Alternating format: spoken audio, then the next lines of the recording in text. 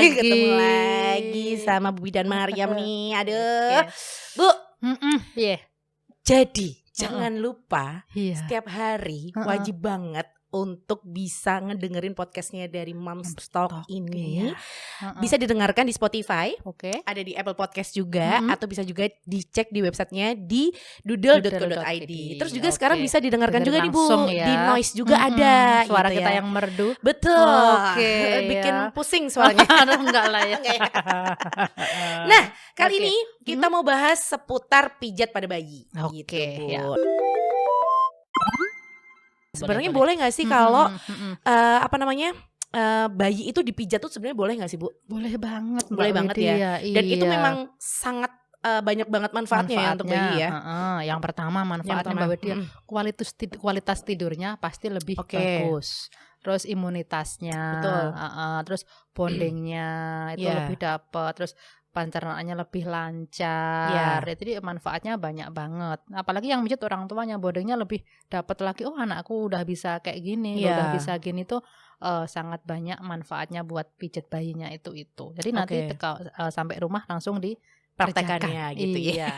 Gitu. Terus sebenarnya apa aja sih Bu? Mungkin tadi kan banyak ya manfaatnya seperti untuk pencernaan pada anak, untuk mengatasi kolik segala macam. Terus apa lagi Bu? Selain itu apa lagi manfaatnya? Biar BAB-nya lancar. Tapi lancar. pengecualian ya kalau anak ASI kan memang BAB-nya lebih lama nih. ASI ya. Benar-benar. Anak ASI itu jadi kan waktu anak saya yang pertama tuh saya sempat mengalami ASI saya itu tidak keluar Bu. Jadi kayak beberapa waktu tuh anak saya dikasih sulfor dulu di awal. Itu sempat kayak BAB-nya tuh kayak warnanya juga beda dengan anak ASI ya. Terus juga jadi saya bisa ada perbandingan nih antara anak pertama ASI sama kedua. Nah, yang keduanya kan udah full ASI nih. Terus kayak pencernaannya kan lebih lancar. Mungkin karena penyerapan di ususnya ya Bu ya. Karena yang berbeda ada ya. Pijat di daerah perut ya, jadi yang melancarkan untuk BAB-nya. Tapi kalau untuk anak ASI itu Mbak Uda nanti dicek BAB-nya udah berapa kali, karena kalau anak ASI itu maksimal ndak BAB itu kan ada tolerannya ya. Normalnya berapa? 14 hari maksimal. Oh iya, dulu saya sempat mengalami yang anak pertama itu sempat mau 1 minggu lebih itu nggak BAB. Saya udah stres banget karena anak pertama ya Bu ya.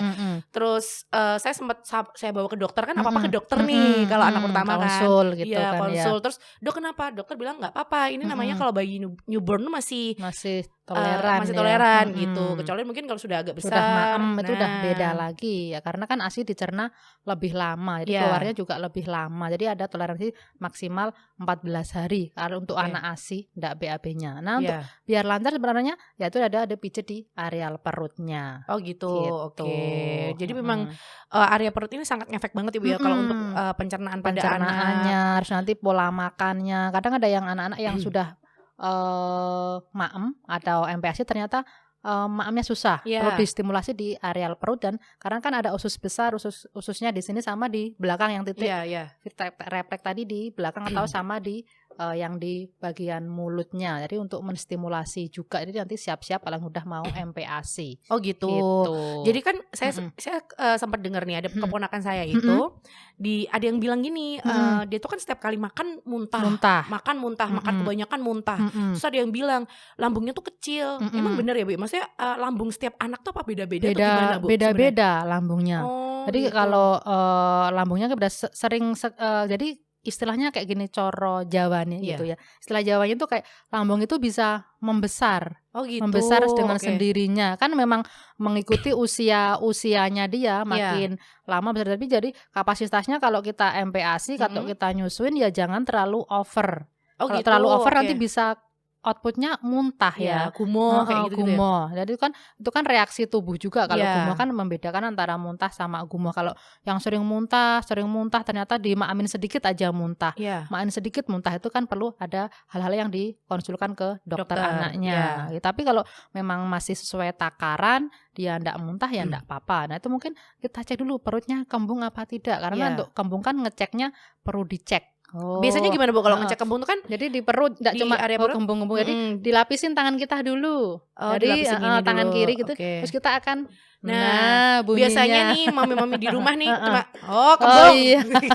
Gitu aja Bu. Iya, jadi kan? dilapisin. Jadi tangan kiri baru kita cek. Oh gini. Oh iya, nanti kembung bunyinya akan beda. Beda ya. Iya, kalau gini nanti pasti bung bung bung bung Nah, bung. kalau kayak gini kan kayak suaranya sama semua, Bu. Iya. Mau sehat mau enggak suaranya sama. Dilapisin dulu. Ya, Terus, gitu. Tapi jangan kaget juga kalau perut bayi itu kan globuler lebih. Nah, itu bukan ini kurang grita gitu kan. Sebenarnya kan sekarang udah direkomendasi lagi pakai grita. Jadi kalau perut bayi memang bentuknya globuler, jadi lebih besar itu bukan karena dia kembung. Jadi untuk mengetahui kembung itu juga harus dicek. Itu bukan sekedar bung ini ditampak luarannya aja gede nih berarti kembung, berarti enggak gitu juga, harus dicek. Oke, jadi gitu. Jangan asal ya mams ya di rumah ya. Jadi mungkin kan kalau kayak bayi yang baru aja lahir gitu tuh badannya kayak kecil tapi perutnya besar kayak gitu kan, Bu. Ya, kadang tuh masih yang aduh kayak ini harus dikasih digerito yang siset kayak gitu biar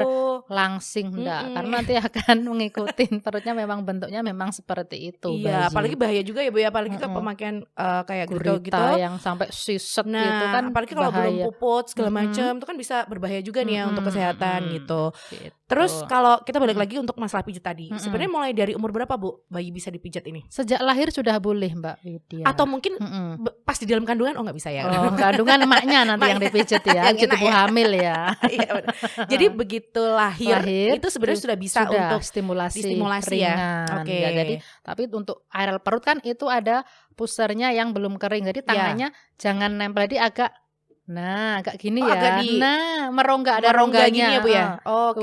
Kalau nanti kalau kepepet, itu kan masih nyeri ya, itu kan belum, jadi ada terutama untuk area perut, jadi ada rongganya. Oh, gini ya, Bu ya, berarti ya. Tetap tangannya kita tengkurap tapi tetap ada rongganya gini. Jadi untuk menghindari penekanan pada tali pusat yang masih basah. Oke. Tetap dikasih rongga. Boleh. Itu sampai umur berapa, Bu, dengan posisi kita dikasih rongga ini? Kan kalau sudah puput, sudah kering, sudah oke. Oh, berarti udah langsung kalau yang sudah aman itu kan atas 1 bulan kan udah benar-benar. Kadang udah puput ya, Mbak Wi, tapi masih basah ya. Jadi lebih aman memang kita sarankan kalau sudah 30 hari ke atas sudah boleh lah. Sudah aman ada rongga. Karena insya Allah udah kering sampai dalamnya. Iya. Gitu. Kita kan kadang suka parno nih, Bu. Kadang kan masih basah, masih ada darahnya keluar, masih apalah segala macam gitu kan. Bawa lagi ke dokter pasti gitu. Pokoknya intinya kita langsung harus karena saking parnonya makanya momi-momi juga harus belajar enggak boleh panikan. Betul. Mungkin jangan kayak dulu anak pertama sama kedua beda ya. Yang pertama masih panikan, yang kedua belajar dari pengalaman yang sudah lampau, jadi yang lalu. Jadi terus ini enggak apa-apa, tapi memang ada kondisi-kondisi khusus yang memang harus wajib dibawa ke dokter ya, Bu, atau bidan terdekat gitu. Terus sebenarnya kalau untuk bayi yang sehat itu apakah juga harus dipijat sih, Bu, sebenarnya? Kan mungkin selama ini kita taunya bayi itu dipijat kalau sakit, kalau aduh wis ora dipijat ki anaknya kok rewel, pegel-pegel mesti dipijat gitu. Sebenarnya bayi sehat bayi sehat perlu banget. Jadi apalagi kalau sudah rutin, jadi kayak punya rutinitas. Gitu. Jadi seminggu sekali di tempat yang ibaratnya kayak spa atau bidan atau fisioterapi atau ke dokter. Tapi untuk yang simple-simple itu bisa dilakukan di rumah. Nah, karena untuk stimulasi dini tadi, Mbak, biasanya ini areal kaki biar nanti tidak ada keterlambatan untuk fase-fasenya. Harusnya kan tengkurap ibaratnya maksimal dimentok 6 bulan tuh harus bisa tengkurap. Tapi ini jadi dengan sering dipijat kan menstimulasi organ-organnya. Jadi biar lebih cepat bertumbuh juga ya, Bu ya, tumbuh kembangnya. Jadi nanti harapannya biar tidak terlambat fase-fasenya itu. Iya, betul. Gitu. Dan kadang memang kita sebagai orang tua tuh memang harus aware banget ya dengan hal seperti ini ya, Bu ya. Kayak mungkin di usia 3 bulan kok anakku belum bisa angkat kepalanya gitu. Nah, itu kan ada harus di tummy time tadi, terus ada areal yang di sini, di lehernya. Di lehernya biar kuat ya, Bu ya. Kan biasanya kalau anak tummy time itu mungkin di awal-awal masih yang keplek apa ya, kepalanya kayak ditaruh gitu loh. Jadi kan kita kadang masih parno ya, Bu, apalagi di usia-usia awal lahir, ketika dibalik tuh anak tuh pasti yang masih lemes nangis terus gitu loh, Bu. Kadang kan anak masih nangis nih waktu awal-awal, tapi nggak masalah ya, Bu ya, kalau untuk hal seperti itu. Maksudnya yang penting selama masih dengan waktu yang sesuai, tidak dipaksakan dengan kondisi anak juga. Dan nanti karena lama-lama juga dia akan tegak sendiri seperti itu. Nah, posisi ketika dia tummy time seperti itu mungkin pijatannya yang benar seperti apa, Bu? Boleh. Jadi pas tummy time seperti itu. Gini boleh. Kan tummy time jangan lupa kepalanya ditengokkan ya. Oh iya. Jadi nanti kalau gini nanti bisa enggak bisa nafas ya. Sesak, Bu. Tapi bayi juga punya refleks kok, kalau digini pasti dia juga akan noleh. Nengok gitu. Karena ini bayi-bayian. Iya. Jadi tangannya jangan lupa. Oh iya, tangannya jangan, tapi kalau tangannya ke belakang nanti takutnya ketekuk. Boleh dikedepankan. Oh, digini ini, Bu ya. Iya. Biasa kan Tami juga gini ya, Bu ya. Tangannya posisinya di depan ya untuk menyangga berat badan bayi, dada bayi juga gitu. Ini boleh dari atas ke bawah, Mbak Wit. Oh, gini ya, Bu. Dari batas tipis rambutnya sini. Nah, ini boleh, ini kakinya boleh. Sebenarnya kalau enaknya sih dihadapin ke sini. Nah, lebih enak. Ini kakinya megang sini. Oke. Nah, dari atas ke bawah sampai di bokong dulu. Oh, sampai bokong sini. Ya. Gini. Terus sampai 8 kali. Terus nanti turun lagi sampai ke bawah. Sampai kakinya sini. Oke, sampai bawah sini ya, Bu ya. Jangan lupa pakai minyak dudel ya. Iya, tetap dong. Gini. Kan baunya enak banget, Bu. Iya, karena kalau enggak dikasih pelicin, nah, terus jangan lupa perintilan cincin harus dilepas ya, karena takutnya nanti bisa bikin luka di tubuh bayi ya, Bu ya. Terus kayak gerakan maju mundur. Oh, gini. Bukan jarang goyang loh ya, maju mundur loh ya. Jaran goyang gini, Bu ya. Ini fungsinya untuk apa, Bu, kalau yang untuk pijatan seperti ini? Salah satunya untuk menstimulasi area leher. Nah, kan tadi di batas tipis rambut ke bawah kan, biar kepalanya mudah untuk dia menyangga. Jadi menyangga, terus meningkatkan kualitas tidur, karena tadi yang di belakangnya kan ada titik-titik ya yang bisa meningkatkan kualitas tidur tadi. Terus biar organ-organnya di depan juga sehat, Mbak. Ternyata yang dipijit belakang ngaruhnya sampai ke organ depan, karena di sini kan ada dari perutnya kan ada usus pencernaan, ternyata ngaruh juga. Oh gitu. Nah, kalau tadi kita sudah pijat di bagian belakang nih, kita sudah memberikan contoh. Sekarang kita pindah ke bagian depan, Bu. Oke, mau di perut? Perut boleh. Oke. Yang bagian perut gimana nih, Bu? Ini bayi yang masih kecil ya, yang masih belum puput lah, di bawah 1 bulan. Nah, jadi dari perut. 1 bulan duduk. Gendol. Wis Jadi gini, bayi ajaib. Jadi kalau di bawah 1 bulan gimana, Bu? Jadi ini ya, segini. Nah, sekarang tadi dia ada rongganya. Jadi diginiin ya, Bu ya. Kakinya boleh. Nah, ini turun dari perut atas ini turun. Nah, sudah 8 kali. Nah, ada rongganya, jangan lupa biar tujuannya biar tidak kena udelnya yang masih sakit. Nah, terus ke bawah lagi terus sampein kaki. Nah, saya bawa sini ya, Bu. Iya, sampai kaki. Nah, terus sekarang di pusernya, dia biar melancarkan BAB. Nah, ini kan ini ada pusernya. Gerakannya sama jempol ke kanan ke kiri. Nah, oh gini ya, Bu. Ini ya, 8 kali. Oke. Nah, terus udah bulan matahari. Matahari. Bulan setengah lingkaran. Nah, mataharinya matahari. Nah, gantian tangannya harus gantian. Saya coba dulu ya. Iya. Nanti kan setengah lingkaran dulu. Setengah lingkaran dulu. Terus putar penuh. Oh gitu. Bulan matahari. Iya, bukan partai loh ya, bulan-bulan bintang ya. Wedi.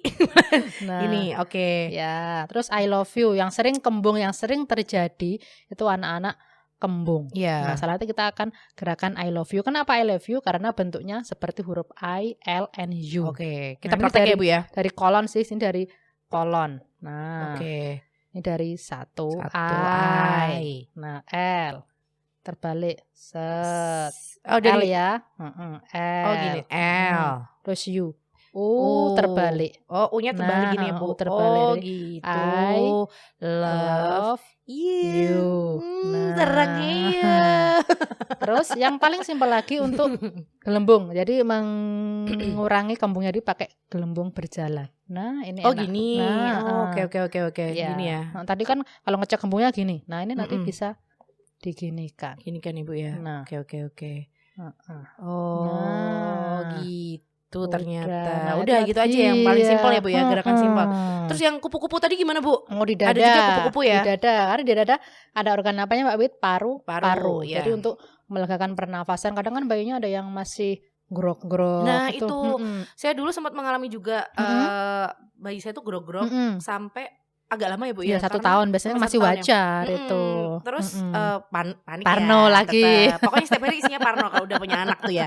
Terus sempat takut kalau kemasukan ketuban. Kemasukan ketuban. Pokoknya pikirannya jelek-jelek terus gitu. Pokoknya negatif terus gitu. Tapi ternyata itu masih aman gitu. Dan memang dokter pun juga menyarankan untuk bisa menstimulasi langsung ke anak gitu. Ya. Itu gimana Bu? Ya, jadi kalau masih grog-grog di bawah 1 tahun aman. Karena kan memang jarak otot-otot pernafasannya masih kecil. Nah, jadi memang namanya noisy birthing ya, bunyi berisik pada pernafasan. Itu yang sering sekali datang, grog-grog Bu, minta diuap, minta diiniin. Nggak, no. Tapi kalau jadi nggak perlu takut kalau grog-grog, yang penting bukan batuk pileknya. Jadi dari dada dulu ya, dari dada bawah sini, kalau dari mohon maaf dari payudara adiknya kan kanan kiri ya, ditarik garis tengah.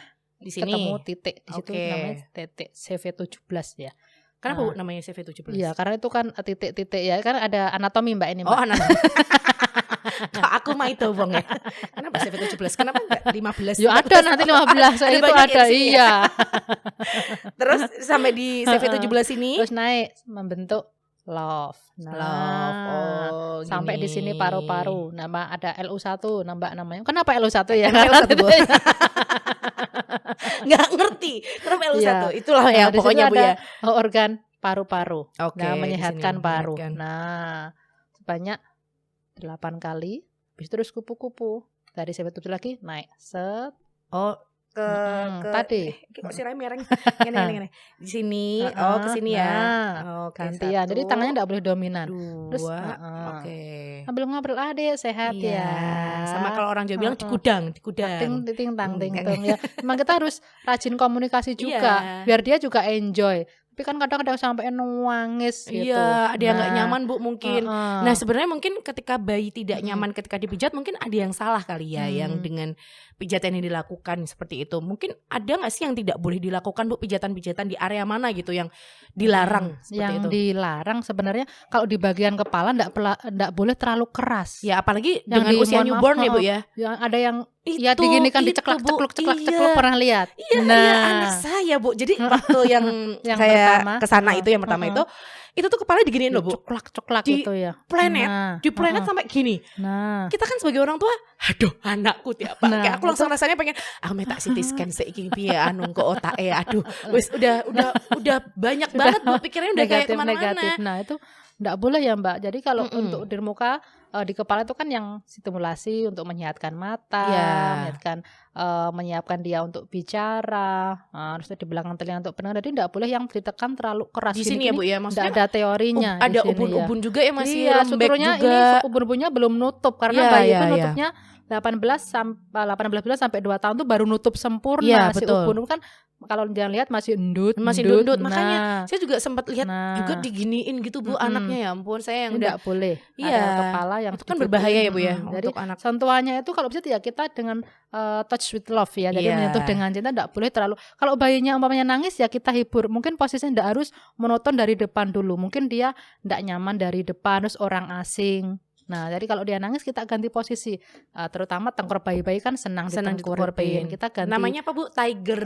Tiger. Apa itulah ya? Tiger di pohon. Iya. Tiger apa gitu pokoknya. Ini tangannya nyentuh perut. Gini. Ini teknik mendiamkan bayi juga dalam hitungan detik ya. Iya, betul. Nah, ini gini. Jadi perutnya karena di perut ini ada zona nyaman. Nah, nanti bisa gini sambil kalau saya seringnya saya pangku nih, mungkin empuk ya, hangat juga dipangku ditengkurap langsung jadi diem ya Bu ya. Nah, dia ada tekniknya. Jadi kalau bayinya nangis banget enggak nyaman, jangan sampai dilanjutkan ya. Nah, jadi jangan dipaksa, nanti dia bikin trauma. Iya benar-benar. Nanti trauma baru dipijit lagi langsung dia nangis biasanya. Lagi. Tapi kalau dia enjoy aja, kadang lewat depan tempat saya tuh ada pasien-pasien tuh pijit tempatnya Bude Bidan. Kadang kita udah tahu karena dia enjoy menikmati. Nyaman ya Bu ya. Anak-anak yang dengan trauma itu pasti saya akan kita cek dulu. Pernah nggak dipaksa, pernah nggak mohon maaf paparasi kayak gitu. Jadi memang harus cek dulu, jadi tidak perlu tekanan yang terlalu keras, terutama areal kepala, dengan lembut saja gitu. Karena bahaya banget ya, apalagi area kepala, otak segala macem. Kalau ada benturan kan, nah bahaya banget itu. Makanya. Terus Bu, sebenarnya kayak pijat seperti ini kan biasanya mungkin ada beberapa moms yang pengen, aduh aku kayak nggak nyaman nih kalau mamanya aku pijat sendiri di rumah. Sebenarnya boleh nggak sih Bu kalau hal seperti ini dilakukan di rumah? Mungkin ada yang masih takut harus dibawa ke bidan, keluar kayak gitu. Boleh di rumah. Kan sekarang juga banyak layanan home visit ya. Home visit. Boleh nanti pas ngundang dari terapisnya itu nanti bisa diperhatikan sambil diajarin. Kalau dari tempat saya biasanya saya ajarin kok gerakan-gerakan ringan yang setiap hari bisa dilakukan. Nah, tapi nanti kalau sebenarnya ibaratnya aku belum marem nih, boleh nanti ngundang terapis lagi per seminggu atau 2 minggu. Bisa jadi, belajar juga ya Bu ya. Belajar nanti, jadi sambil belajar bareng, menstimulasi bareng. Karena kan stimulasi itu tidak cukup dengan 1 minggu, tapi juga harus setiap hari. Betul. Nah, gitu. Jadi nggak cuma kayak tergantung mood ibunya aja ya, mams ya. Harus memang setiap hari dilakukan, apalagi memang paling enak itu tuh kalau habis mandi ya Bu ya. Sekalian yang seger-seger. Terus minyaknya meresap, nanti dilakukan boleh, ayahnya juga boleh loh Bun ya. Ini sebenarnya boleh gak sih kalau ayah melakukan? Kan biasanya gini, anak cewek jangan dipegang ayahnya dong kayak gitu. Itu sebenarnya boleh gak sih Bu? Boleh, ayah bunda mbahnya semuanya boleh. Yang penting ada tahu batasan-batasannya, terus tahu terutama tidak ditekan-tekan untuk kepalanya tadi. Jadi kan stimulasi yang lembut saja, boleh semua keluarganya. Tapi yang penting tidak juga hiper, maksudnya sampai suwe itu lama banget sampai itu 1 jam. Sebenarnya durasi paling aman tuh berapa menit Bu? Biasanya 20 sampai 30 menit udah cukup. Karena kan gerakan sudah rata ya. Udah seluruh badan ya segitu ya. Kadang sampai ada yang protes, kok cuma sebentar, Leong tubuhnya cuma segini masa mau 1 jam, nanti kedinginan juga. Iya kan ya. Bener. Jadi jangan sampai malah over ya jadinya jadi gitu loh. Malah nanti hipotermia, kedinginan. Sebenarnya 20 sampai 30 menit itu sudah cukup. Paling aman ya. Nah, gitu Mams. Jadi yang di rumah bisa langsung aja dipraktekkan bersama dengan bayi Anda di rumah, dan boleh dilakukan oleh semua orang yang ada di rumah ya. Iya, betul itu sekali. Meningkatkan bonding antara anak dengan keluarga besar juga. Seperti itu. Sehat-sehat terus ya buat semua yang di rumah ya. Terima kasih Bu Bidan.